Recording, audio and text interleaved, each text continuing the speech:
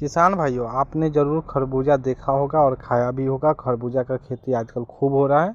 और खरबूजा में कौन सा अटैक होता है, बीमारी, जिसके कारण खरबूजा का फसल ही बर्बाद हो जाता है। ऐसे खरबूजा कौन सा वेराइटी आप लगाइएगा जिससे ज़्यादा से ज़्यादा खरबूजा उपजे और ज़्यादा से ज़्यादा मुनाफा आप कमा सकते हैं। क्योंकि खरबूजा जैसे ही आप लगाइएगा उसमें कौन कौन सा खाद दीजिएगा, कौन कौन सा मेन्योर देना होगा, क्या क्या चीज़ देना होगा, A to Z अंत तक कौन से महीने में लगाइएगा जिससे ज़्यादा से ज़्यादा फल ले सकते हैं। ऐसे तो खरबूजा लगाने का अब समय अब बिहार यूपी में आया है, लेकिन सभी जगह अब आने इससे पहले 15 फरवरी से ही है। और खरबूजा कैसे लगाएं जिससे ज़्यादा मुनाफा कमाएंगे। अगर मेरे वीडियो पे पहली बार आए हैं तो मेरे वीडियो को ज़रूर लाइक सब्सक्राइब शेयर करें। और खरबूजा के मिट्टी की बात करें तो जीवाश्म युक्त दोमट मिट्टी आपको बहुत अच्छा तरह से 3 से 4 बार जुताई होना चाहिए। और बेड से बेड की दूरी 6 फीट और बीज से बीज की दूरी 1 से 1.5 फीट रहना चाहिए। और बीज का गहराई 1 सेंटीमीटर से 1.5 सेंटीमीटर। और मल्चिंग पेपर अगर देना चाहते हैं तो दीजिए, नहीं देना चाहते हैं तो नहीं दीजिए। और शुरुआत में बीज में गोबर की खाद 3 से 5 सेंटीमीटर नीचे दे दे, मतलब 2-4 मुट्ठी दे दीजिएगा, चाहे 1 केजी के हिसाब से दे दीजिएगा तो आप बहुत ज़्यादा हो जाता है। और 3-4 किलो 1 हेक्टेयर में बीज लगता है तो 2 किलो आपको 1 एकड़ में लगेगा। अगर हाइब्रिड कंपनी का बात करें, BNR भी बनाती है, सिंजेंटा भी बनाती है, बहुत सारे कंपनी आजकल देखने लगे हैं, बनाने लगी है, तो आप देख लीजिएगा। लेकिन इसमें सबसे ज़्यादा फ़र्क ये देखा जाता है किसान भाइयों, जो ये इसमें कौन सा आपके क्षेत्र में अच्छा बिकता है और मार्केट में कौन सा का ज़्यादा मांग रहता है, वो आप पता लगा लीजिएगा तो आपको बहुत अच्छा फ़ायदा होगा। ऐसे तो खरबूजा गंगा के मैदानी क्षेत्रों में या गंडक के क्षेत्रों में बिहार यूपी में लगाया जाता है। और भी तरह का नदी जो होता है, जितना जो बाढ़ वाली नदी होते हैं उसके जो बेल्ट होते हैं जहाँ पे वो बाढ़ लाती है उस बेल्ट में खूब लगाया जाता है। और ऐसे तो दक्षिण भारत में भी की जाती है इसका खेती। और 1 से 20 फरवरी के बीच कर दिया जाता है। और ऐसे तो अप्रैल से मई में भी किया जाता है पहाड़ी क्षेत्रों में।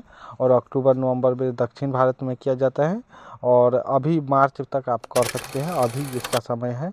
और ऐसे तो आप एक काम कीजिए, पहले जब बीज ले लीजिए और बीज अच्छा कंपनी का ले लीजिए। हाइब्रिड बीज अभी लेना होगा और बीज को आप 24 घंटे के लिए फूलने के लिए छोड़ दें, जिससे अंकुरन उसमें स्टार्ट हो जाएगा। जैसे ही आप डालिएगा ज़मीन में और 2-4 दिन बाद वो जर्मिनेशन हो जाएगा। और 2-4 दिन में जैसे ही जर्मिनेशन हो गया तो आपके लिए वो फ़ायदेमंद हो जाएगा। और जर्मिनेशन हुआ आप उसे छोड़ दीजिए। और जर्मिनेशन आपको मतलब 4-5 पत्ती का होगा तो मीराकुलान रोगर का स्प्रे कर दीजिए, या फंगिसाइड में मिला के बीज को अच्छी तरह से ट्रीट कर दे लगाने से पहले। फंगिसाइड आपको कोई भी फंगिसाइड हो, या आप मेनकोजेब हो या विवेस्ट्रीन हो, कोई भी फंगिसाइड आप ले लीजिए, आपको जो भी अच्छा लगे। फंगिसाइड में कोई भी तरह का फंगिसाइड हो जाएगा। 3 से 5 दिन के अंतराल पे सिंचाई करते रहें। और ऐसे तो बलुई मिट्टी होगा तो ये 2-3 दिन पे भी करना होगा। जैसे नदी का कछार रहता है तो उसमें तो अच्छा से हो जाता है। और 1 घंटा पानी 1 दिन में अंतराल पे 1 घंटे पानी देना होता है मल्चिंग विधि में।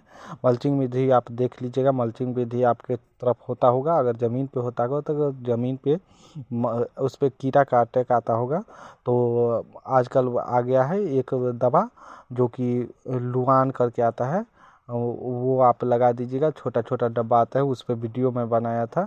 जो फल मक्खी, उस पर सबसे ज़्यादा फल मक्खी का ही अटैक होता है। और वैरायटी की बात करें तो काशी मधु भी आता है, मधुलिका आता है, सागर आता है, अर्का अजीत आता है, बहुत पंजाब सुनहरी आता है, कुंदन आता है, अंकुर आता है। जो भी आपको अच्छा लगे, जिसका आपके क्षेत्र में मांग हो वही लगाइएगा। ऐसे तो आपको जो भी अच्छा लगे वो ले लीजिएगा, ये बहुत अच्छा मुनाफे का सौदा है। और किसान भाई 5 से 10 किलो बीज तक बुआई करते हैं 2-3 हेक्टेयर में। और ये 150 से 600 रुपये तक का किलो का वेराइटी का रहता है बीज। आप देख लीजिएगा जो कौन सा वेराइटी का आप ले रहे हैं, कम दाम वाला है, ज़्यादा दाम वाला है, कैसा है। धन्यवाद। अगर इतना देर वीडियो देखे हैं तो ज़रूर मेरे वीडियो को लाइक सब्सक्राइब शेयर करें। और उसमें आप एक काम कीजिएगा, जो खाद देने की बात करें, खाद हम भूल गए थे, तो खाद आप दीजिएगा उसमें 60 केजी यूरिया और 40 केजी DAP और 30 केजी पोटास, ये तीनों मिला लीजिएगा। आधा अभी दीजिएगा, आधा जब 30 दिन का प्लांट हो जाएगा, मतलब आप जुताई घड़ी दीजिएगा आधा, और आधा 30 दिन बाद दीजिएगा। इससे ये होता है आपका जुताई के समय आधा दे दीजिएगा भाग, और आधा जो बचा रहेगा वो रख लीजिएगा। उसको 25 या 30 दिन पे दे दीजिएगा। जब सिंचाई करने जाइएगा तो आप देखिए कितना अच्छा आपका प्लांट हो जाएगा। और जिंक थोड़ा दे दीजिएगा। माइक्रो न्यूट्रिएंट्स में कोई भी माइक्रो न्यूट्रिएंट वाला खाद आधा केजी दे दीजिएगा पूरा खेत में, क्योंकि 2-3% का ज़रूरत होता है और 7 माइक्रो न्यूट्रिएंट पूरा हो जाएगा। वो आधा केजी या 1 केजी आप दे दीजिएगा, हो गया। उतना ही से आपका पूरा प्लांट चलते रहेगा और अच्छा ग्रोथ पकड़ लेगा। और मतलब जुताई के समय ही माइक्रो न्यूट्रिएंट डाल दीजिएगा। सीविड फर्टिलाइजर हो या माइक्रो न्यूट्रिएंट में बहुत सारे आते हैं, उसमें NPK आप छोड़ के सारा को माइक्रो न्यूट्रिएंट, कोई किसान NPK को ही समझ जाते हैं माइक्रो न्यूट्रिएंट, वो नहीं होता है। जिंक सल्फेट होता है माइक्रो न्यूट्रिएंट, वो सातों का एक कॉम्बो आता है। वो आधा केजी दे दीजिए खेत में 1 एकड़ के लिए, आपके लिए बहुत बेनिफिट होगा। धन्यवाद इतना देर वीडियो देखें।